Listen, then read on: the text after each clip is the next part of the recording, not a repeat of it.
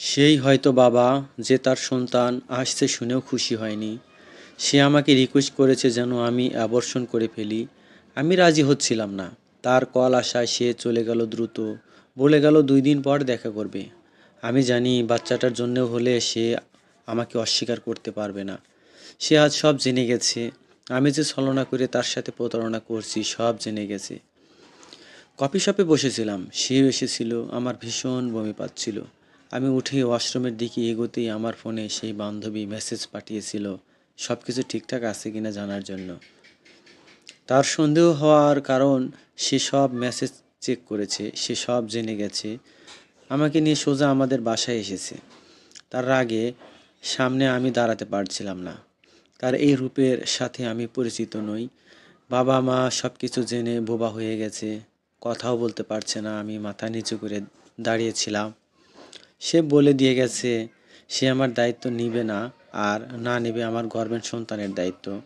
সে বলে গেছে না জানি আপনাদের মেয়ে আর কারো সাথে না শুয়েছে।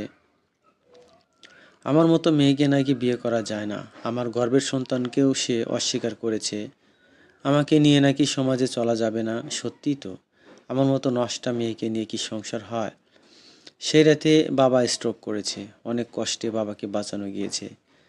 তাকে ডাকা হয়েছিল। বাবা তার হাতে পায়ে ধরে বিয়েতে রাজি করিয়েছে। আমাদের বিয়ে হবে, এখন শুধু রেজিস্ট্রি। গর্ভাবস্থায় তো আর কোনো মেয়ের ডিভোর্স হয় না। বাবুটা হলে সে কবুল বলে আমাকে বিয়ে করবে। কিন্তু সে অনেকগুলো কঠিন শর্ত দিয়েছে। সেগুলো মেনে নিয়েই বাবা রাজি হয়েছে। যা হোক, বিয়েটা তো হোক। বাবা মা কেউ আমার সাথে কোনো কথাই বলেনি। ছোট বোন বা ভাই ও বলেনি। শর্তগুলো মানলে আমার উনার মন পাওয়া তো দূর, সংসার করাই হবে না। তাহলে এত কিছু কার জন্য করলাম আমি? আজ আমাদের বিয়ে সম্পন্ন হলো। কত স্বপ্ন ছিল আমার বিয়ে নিয়ে, তার কোনো কিছুই পূরণ হলো না। সে কিছুক্ষণের জন্য এসে সাইন করে দিয়েই চলে গেল।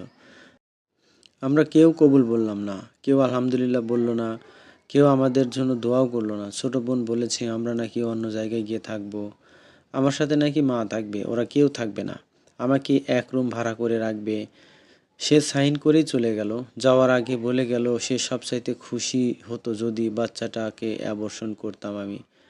কিন্তু আমি সেটা করব না। বাচ্চার জন্য নয়, ওকে নিজের করে পাওয়ার জন্য আমি বাচ্চাটাকে রাখছি। সবই তো হারালাম। এইবার শেষ একটা চেষ্টা করে তো দেখি। তার চোখে মুখে অপরাধীর ছাপ। কিভাবে সে তার স্ত্রীর সামনে গিয়ে দাঁড়াবে সেই ভয়। নাকি খুব ভালোবাসে তার স্ত্রীকে। বাবার সাথে কি কথা হয়েছে আমি জানি না। বাবা নাকি আমার মুখও দেখতে চায় না। আমি জানি বাচ্চার মুখ দেখলে পাষাণের মনও নরম হয়।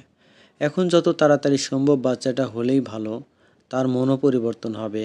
আর ওই মেয়েটার তো এখনও কোনো বেবিই হয়নি। হলেও আমার পরে হবে। আমার বাচ্চাটা হয়ে গেলেই আমি ওই মেয়ের কাছে গিয়ে আমার সন্তানের একটা সুন্দর পরিবেশ বেড়ে ওঠার জন্য ওই মানুষটাকে চাইবো। মেয়েটা হয়তো ওনাকে ভুল বুঝবে আর চলে যাবে। হ্যাঁ, আমি সেটাই করব। আমার ভালোবাসার মানুষটাকে পাওয়ার জন্য আমি সব কিছুই করব। বিয়ের 1 মাস হয়ে গেছে। আমি আলাদা আছি। এখন শুধু মা আমার সাথে থাকে। পরিবারের বাকি সবাই চলে গেছে। কেউ আমার জন্য থাকেনি এখানে। তাদের নিজেদের জীবন নিয়ে তারা চিন্তিত। আমি কে তাদের? কেউ না। কেউ ভালোবাসে না আমায়। আমার গর্ভের বাচ্চাটা বেড়ে উঠছে। আমি তাকে অনুভব করতে পারি। একমাত্র সেই আমার হাতিয়ার। আমার সংসার টিকানোর জন্য। যদিও এখনও আমার কোনো সংসারই নেই। যেখানে এসেছি সেখানে আমাদের পরিচিত কেউ নেই। সবাই জিজ্ঞেস করে আমার সন্তানের বাবা কোথায়? মা বলেছে দূরে কাজ করে। আমাকে জোর করে বোরকা পরায়। বাইরে যাওয়াও বারণ এখন। আমার এভাবে থাকতে ভালো লাগে না। আমি সব কিছু মেনে নিতাম যদি আমার সন্তানের বাবা আমার কাছে থাকতো। কিন্তু সে তো আসে না, একবারও আসেনি। আমার জন্য না হলেও নিজের সন্তানের জন্য হলেও তো আসতে পারে, তাই না? আমি না হয় খারাপ মা, খারাপ মেয়ে, কিন্তু সে তো দায়িত্বশীল। সে একজন ভালো স্বামী। তার স্ত্রীর জন্য সে সব কিছুই করতে পারে। আমার কথা না ভাবলো তার নিজের সন্তানের জন্য কি তার মায়া হয় না? অবশ্য তাকে দোষ দিয়ে কী লাভ? সে তো এখনও বিশ্বাসই করতে পারে না যে আমার গর্ভের বাচ্চাটা তার। আমাকে দুশ্চরিত্রা ভাবে। তবে তাকে দোষ দেব কেন? তারও তো দোষ নেই। আজ সে এসেছিল, সাথে করে আমার জন্য ফলমূলও নিয়ে এসেছিল। আমি ভীষণ খুশি হয়েছি। আমার বাবাও এসেছিল। আমার শরীরের অবস্থা নিয়ে বাবা একবার কথা বলতে চেয়েছিল। হাসপাতালে নিতে চেয়েছিল, কিন্তু সে সাফ সাফ জানিয়ে দিয়েছে তার স্ত্রী হিসেবে আমাকে কোথাও পরিচয় করাতে পারবে না। যেহেতু হাসপাতালে নিলে তাকেও মাঝে মধ্যে যেতে হবে। বাবার মুখের দিকে তাকাতে পারছিলাম না। তার চোখে মুখে অসহায়ত্ব। তারও যে কিছুই করার নেই। তবে এইটুকু বুঝলাম, সন্তান হাজারো অন্যায় করলেও বাবা মা একসময় সব ভুলে যায়। কিন্তু তার রেশ রয়ে যায় যুগের পর যুগ। আমার পাপের শাস্তি আমার বাবা মা পাচ্ছে, হয়তো আমার সন্তানও পাবে। হয়তো তার সন্তানরাও। সে আজ আসলে বাবার সাথে কিছু কথা বলল, তারপর চলে গেল, আমার সাথে কিছুই কথা বলল না। আমি জানি আমি অন্যায় করেছি, কিন্তু তার সন্তানের জন্য হলেও তো তার আমার খোঁজ নেওয়া উচিত ছিল। তা না করে শুধু কয়েকটা ফলমূল আনলেই কি দায়িত্ব শেষ? অবশ্য যে দায়িত্ব তার ঘাড়ে জোর করে চাপিয়ে দিয়েছি, সেটা তার পালন করা কি আর না করাই কি? আমার গর্ভের সন্তানটি এখন নাড়াচাড়া করে, পেটে লাথি দেয়, মেয়েদের কাছে গল্প শুনেছি এই সময় নাকি স্বামীরা মেয়েদের পেটে মাথা পেতে তার অনাগত সন্তানের সাথে কথা বলার চেষ্টা করে। আমার পেটে ভীষণ ব্যথা হয় ইদানিং। মুখ বুজে বিছানার চাদর খামচে ধরে আমি ব্যথা সহ্য করি। এই ব্যথাটা আমি আনন্দের সাথে সহ্য করতাম যদি মানুষটা আমার সাথে থাকতো। না, আর পারছি না। এভাবে জীবন চলে না। ধর্মীয়ভাবে না হোক, কাগজে কলমে আমি তার বউ।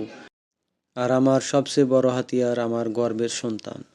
তার সন্তান, আমাদের সন্তান। আমার অধিকার বেশি। সে তার বউকে নিয়ে যত ফুর্তি করে বেড়াবে, আর আমিও এইখানে পচে মরবো। প্রেগনেন্সির 8 মাস চলছে। সে হাতে গোনা কয়েকবার এসেছে মাত্র। আমি আর নিতে পারছি না। এইবার যা করার আমাকেই করতে হবে। নিজের অধিকার নিজেকেই আদায় করতে হবে। এর জন্য আমাকে যা যা করতে হয় আমি করব। আজ সে আমার গায়ে হাত তুলেছে। সে ভুলে গেছে যে আমার গর্ভের সন্তান তার। আমি তার বউয়ের চরিত্রে দাগ লাগাতে চেয়েছিলাম। তাদের ঘরে ছেলে মানুষ পাঠিয়েছিলাম, কিন্তু সে কোনোভাবে জেনে গেছে যে আমি করেছি এইসব। তাদের সম্পর্কের বিশ্বাস অনেক বেশি জোরালো।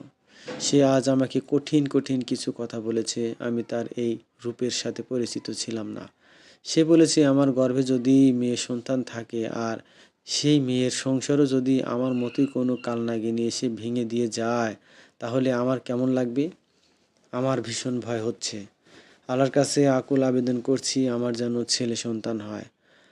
আমার মেয়ে হলে যদি সত্যি আমার পাপের ভাগীদার আমার মেয়ে হয়, যদি আমারই মতো কোনো কালনাগিনী এসে আমার মেয়ের সংসার ভেঙে দিয়ে যায়, কেমন লাগবে তখন আমার? ওহ আমার আল্লাহ, আমাকে মেয়ে সন্তান দিও না। সাগরিকা ডায়েরিটা বন্ধ করে দেয়। তার মনে পড়ে বহু বছর আগের কথা। সেই রাতে সে আধঘুমে ছিল। রিজভী রাতের বেলায় 2 জায়গায় কোচিং করাতো, তাই বেশ রাত করেই বাড়ি ফিরত। তাকে ঘুমোতে বললেও সে ঘুমোতো না, রিজভীর জন্য অপেক্ষা করত। সে নিজেও কয়েকটি বাচ্চাকে পড়াতো। বাড়িতে ফিরে সে বুঝতে পারেনি যে রুমে কেউ ঢুকেছে। সে নিশ্চিন্ত মনে ছিল, রিজভীর ফেরার অপেক্ষায় ছিল। কিন্তু মেয়েদের ইন্দ্রিয় বেশ প্রখর হয়। সে যখন বুঝতে পারে তখন ফোন নিয়ে ওয়াশরুমে ঢুকে পড়ে। রিজভীকে কল দিয়ে সে দ্রুতই বাসায় চলে আসে, আর সে ছেলেটিকে হাতে নাতে ধরে। পরে রিজভী ছেলেটিকে নিয়ে বাইরে চলে যায়, আর বেশ কিছুক্ষণ পরেই ফিরে আসে। মূলত সেদিন রিজভীর মার খেয়ে ছেলেটি সব স্বীকার করেছিল। মায়ার মা যে তাকে এখানে পাঠিয়েছিল, সে চেয়েছিল সাগরিকা ঘুমিয়ে গেলে তার পাশে শুয়ে থাকতে, যাতে রিজভী এসে তাকে ভুল বোঝে। যেইগুলোর কিছুই সাগরিকা জানে না। রিজভী সাগরিকা বলেছিল ছেলেটি চুরি করার উদ্দেশ্যে এসেছিল। সেই রাতে আর ঘুমোতে পারেনি সাগরিকা ও রিজভী কেউই। ভয়ে জড়সড় হয়ে স্বামীর বুকে মাথা রেখে শুয়েছিল সে। এখন ডায়েরিটা পড়ে মায়ার প্রতি অন্যরকম ধারণা হচ্ছে তার। মায়ার মাই যেহেতু এতটা খারাপ ছিল, মায়া তার সন্তানদের জন্য কতটা নিরাপদ? যাই হোক, মায়ার শরীরে তো তার মায়ের রক্তই রয়েছে। সাগরিকা আর সাহস হলো না ডায়েরিটা পড়ার। যেটুকু বোঝার সে বুঝে নিয়েছে। রিজভীর সাথে এখন খোলামেলা আলোচনা করতে হবে তার। নিজেদের মধ্যে আর কোনো দূরত্ব রাখবে না সে।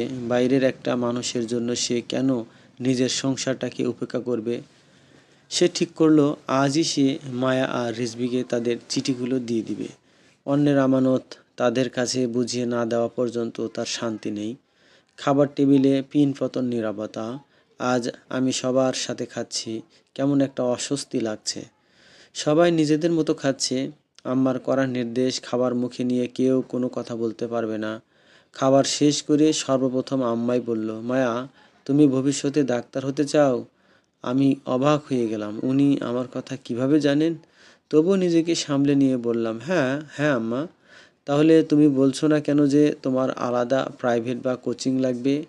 না, মানে আসলে এতদিন তো, কালকে থেকে বাসায় প্রাইভেট টিউটর আসবে। আর তুমি তোমার স্কুলের বন্ধুদের থেকে জেনে নিও ওরা কোথায় পড়ছে কি না। ভালো টিচার থাকলে তুমিও পড়বে। আমি কিছু বললাম না, শুধু মাথা নাড়ালাম। আমার মুখ দেখে আম্মা আবারও জিজ্ঞেস করলো, কি হয়েছে আজ, মুখ এত শুকনো লাগছে কেন? কেউ কিছু বলেছে? না, কেউ তো কিছু বলেনি।